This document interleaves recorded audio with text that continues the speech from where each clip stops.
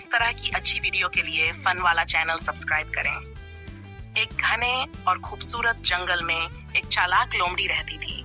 उसका नाम था चंचल लोमड़ी। चंचल लोमड़ी बहुत तेज दिमाग और शरारती थी, लेकिन उसकी सबसे बुरी आदत थी झूठ बोलना। जंगल के सारे जानवर उसके झूठ से बहुत परेशान थे।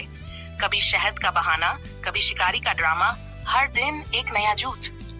एक दिन चंचल ने सब जानवरों को इकट्ठा किया और बोली, अरे दोस्तों, जंगल के दूसरी तरफ एक बड़ा शहद का छत्ता मिला है, चलो सब चले और मजे करें। जानवर खुश हो गए और दौड़ते दौड़ते वहां पहुंच गए, लेकिन ओहो, वहां तो कुछ भी नहीं था। भालू ने गुस्से से पूछा, चंचल, शहद कहाँ है? चंचल शरारत से हंसी और बोली, अरे बस मजाक था, थोड़ी एक्सरसाइज भी हो गई ना। जानवरों ने सहन कर लिया, लेकिन चंचल ने अगले दिन फिर झूठ बोला, दोस्तों, शिकारी आ गए हैं, जल्दी भागो। बेचारे जानवर डर के मारे छुप गए, लेकिन जल्दी ही उन्हें पता चल गया कि ये भी झूठ था। अब तो सब जानवरों ने फैसला किया कि चंचल को सबक सिखाना पड़ेगा। सबने मिलकर एक जबरदस्त योजना बनाई। अगले दिन तोता जोर से चिल्लाया, चंचल, नदी के किनारे तुम्हारा पसंदीदा शहद पड़ा है।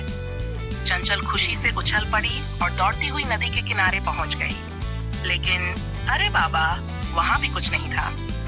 पीछे से भालू, हिरण, खरगोश और तोता सब हंसने लगे। चंचल की सारी शरारत पकड़ी गई।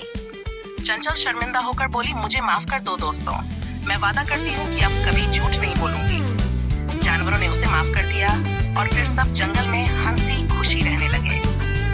और बच्चों, हमें इस कहानी से क्या सीख मिलती है?